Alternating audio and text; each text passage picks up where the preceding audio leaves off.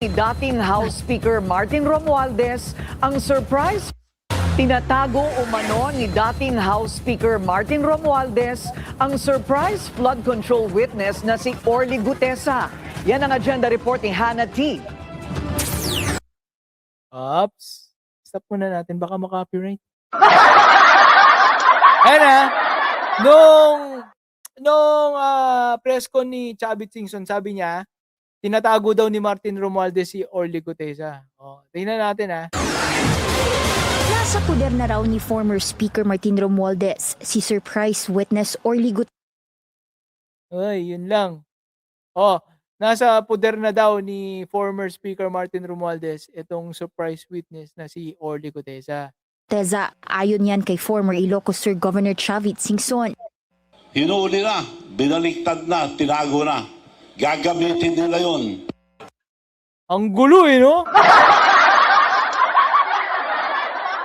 Parang yung alam mo yung mga pelikula na na lang, magulat ka, ano nangyari sa eksena na to? Wala, parang sinortcut na, di ba? Ganun Kaya, una, inescortan ni Marcoleta sa Senado, pinauwi nila, tapos biglang merong sinabi si Mike Defensor, ginulpi yung asawa daw, buntis. Tinatago daw ng Marines. Tapos, eto naman ngayon, sabi ni Chavit Singson, nung nakaraan pala, sabi ni Chavit Singson, tinatago na daw ni Martin Romualdez. Okay, so yan, ilang araw na nakalipas, January 5, January 26, 21 days. Ano naman ngayon ang sasabihin ni Mike Defensor? Mukhang hindi sila po magkasama sa GC. Hindi sila magkasama sa GC, nalilito po sila. Ito ngayon lang po to in-interview si Mike Defensor. Ayan tinatanong kung ano ang lagay ni Gutesa. Ilang minutes ba to? Tingnan natin Paano pakinggan nyo kung meron siyang, nakaraan medyo concerned siya kasi ginulpi daw, ganyan, di ba, may buntis na asawa, nasa Marines, tinago ng Marines, concerned siya, di ba, pumunta, lusubin ang Malacanang. Yun yung panahon na yun yung mga, panahon po yun ng mga rally-rally, parang, syempre, gusto niya intense yung, so putik, Mike Defensor sa 10 sinabi nito, 11 yung kasinungalingan pakinggan mo natin tingnan natin kung maniniwala tayo tingnan natin. Oy, nawala. Sa Senado. Sir, meron po ba kayong ugnayan kay Orly Gutesa? Hanggang ngayon po hindi po ito nagpaparamdam sa Senado. Ang huling narinig ko, DJ Chacha, recently lang, about 2-3 days ago, mukhang maayos naman, wala naman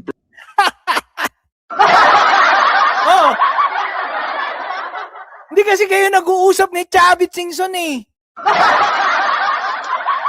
Again, 20 days ago, sabi po ni Chavit Singson, bumaliktad na kay Martin Romualdez. Ano pong sabi ngayon?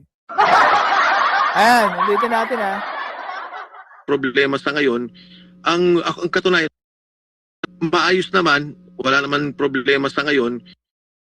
Huling narinig ko, DJ Chacha, recently lang, about 2-3 days ago, mukhang maayos naman, wala naman problema sa ngayon. Ang katunayan, wala naman akong direkta sa kanyang kaugnayan. Ang nangyari, nire-relay lang sa akin. Ang kulit no? Ayun lang, News 5 to, News 5. Puputol-putulin natin para hindi masyado baka makopyright tayo di ba? Nire-relay lang daw sa kanya ngayon, di ba? Bakit kay Chavit Singson, di ba? Bakit kay Chavit Singson, guys? Di ba? So, alam natin, merong nagsisinungaling dyan. Merong nagsisinungaling. Sino ang nagsisinungaling? Di ba? Let's call on the, si Tito Soto, Senator Tito Soto, saka si Senator Ping Lacson na imbestigahan to. Sino ba ang nagsasabi sa kanila ng totoo? 'Di ba i-show cause order itong si Orly Guteza, ipahanap, tapos ito rin sila Mike Defensor, saka si Chavit Singson, 'di ba? Kung saan nila nakukuha yung mga pinagsasabi nila, 'di ba?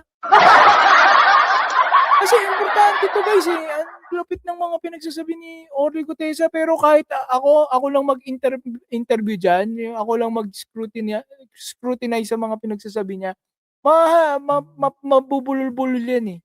Mabubulol-bulol 'yan 'pag tinanong ko 'yan tungkol sa Horizon Homes. Kasi lapit ko lang sa Horizon Homes, eh. Sabi niya kasi, dinala niya 50 maleta, inakit niya sa taas, sa penthouse. O anong floor 'yon? O, 'di ba baka magulat siya 'pag tinanong-tanong ko siya. Tapos ilang minuto bago ka makababa ulit, kasi binaba ulit yung 10, eh. 'Yun ang sabi niya, eh, kung ba't mo naman iaakyat pa kung ibababa mo rin, 'di ba? Saka ilan lang ba kasya sa elevator, 'di ba? Hindi mo magkakasya sa kuwentang, ano, eh. So ilang balik ka do'n at, kung makakailang balik ka, ilang oras aabutin ka dahil siksikan 'yun, 'di ba? Kaya loko-loko 'yan, madaling mahuli 'yan kapag kino-cross-examine mga pinagsasabi niyan. Kaya nga hindi na lumalabas, eh. Alam niyang ano siya, eh, may kalalagyan siya, eh. 'Di ba dinemanda ni ano, 'di ba nung abogado yung nagsabing, peke yung mga affidavit nito, 'di ba? Yung affidavit po kasi na sinumite nito sa Senado, 'di ko alam kung siya ba nag-submit o si Marcoleta. Kasi na kay Marcoleta, eh, binigay lang niya kay Orteza, eh, 'di ba? Orly Guteza pala, Orteza tuloy. 'Di ba? Oh. So, 'di ba dapat 'yan may mga kasuhan sa ganyan, perjury, 'di ba? Nag-take ka ng oath, eh. 'Di ba? Dapat dapat masampulan 'yan si Mike Defensor, puro kasinungalingan nasa bibig, eh. 'Di ba? Naniniwala pa ba kayo kay Mike Defensor? Parang lahat ng lumabas sa bibig niyon kasinungalingan, eh. At At ang pinaka natatandaan ko diyan kay Mike Defensor, dahil yung sa Hello Garci, parang alam mo, parang predictable siya na persistent siya. Kahit walang naniniwala sa kanya, gusto niyang ipilit yung gusto niya. Alam mo yung Hello Garci kay Gloria Macapagal Arroyo, yung Hello Garci, 'di ba? Ano na 'yon, nag-sorry na si GMA. Papatay na yung issue na 'yon, kasi nag-sorry si GMA. Pero biglang lumabas itong si Orly Gutesa tuloy. Si Mike Defensor. Lumabas si Mike Defensor at sinabi naman niya ngayon, ito yung boses ay AI lang, parang gano'n ang sinasabi niya. Yung mga kongresista tuloy sabi, "Ano ba 'yan, papatay na nga issue, eh, binubuhay na naman niya." Parang ang nangyayari, delayed yung reaction niya o talagang ano, ta's gusto niyang ipilit kahit papatay na yung issue. Kaya 'yan, kaya tingnan mo, ang nangyayari dito, kaya magkaiba sila ng sinasabi ni Chavit Singson, tingin ko kasinungalingan 'yan. Kapag kasinungalingan po kasi, 'di ba, malilito ka, eh. O ano bang sasabihin ko ngayon? Anong kasinungalingan naman yung sasabihin ko? Hindi mo hindi mo mapagtutugma-tugma kasi nga kasinungalingan. Oh, sabi niya ngayon, okey naman siya. Okey naman pala si Orly Gutesa, eh, akala ko ba sabi ni Chavit nasa ano, kustodiya na ni Martin Romualdez. At again, ang sabi ni ano nung last month, nung December o November, nung nagra-rally-rally sila, ang sabi niya do'n, ginulpi yung asawa, buntis. Tapos ang sasabihin niya, okey naman siya. 'Di ba? Oh, halatang-halata nagsisinungaling. Eto, 'yan po 'yun, Mike Defensor, ang expert sa tanim witness, Ador Mawanay. Kailan kaya mapapakulong 'to 'no? Parang nakaka-excite, eh. Dapat yung mga ganitong tao dapat ano, inuuna ng, batas natin, 'di ba? Dapat ang batas natin ano, kinatatakutan, hindi pinapaikot-ikot. Ang tindi nito, guys. Bilib na bilib ako diyan kay ano, Mike Defensor. Nandito na si Jason, oh, ayan, shoutout po sa'yo, late ka. Eto sabi ni ano, Nanako Friday, kailangan niya lagi kasi ng programming ng boss niya. 'Di ba parang ang tagal, ang tagal niya lumabas, 'di ba, delayed na. Ang tagal niya mag-loading siguro 'no. Ano bang ilalabas kong kasinungalingan? Pinaplano pa niya. O ngayon meron na namang sinabi 'yan, na handa daw mag-witness si Zaldico sa ano, impeachment ni PBBM. Pero sa Zoom lang.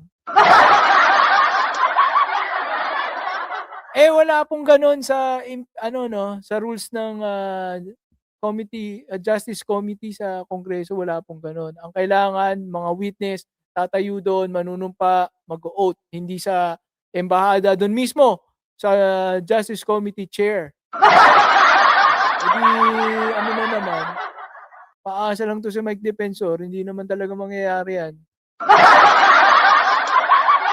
Ganyan ang mga pinagagawa ni Mike Defensor at ewan ko bakit may mga nakikinig pa diyan. Kung meron man pero mukhang tingin na naman natin maraming hindi naniniwala diyan. Alright. Okay, yan po ang tungkol kay Mike Defensor. Mike Diferensya.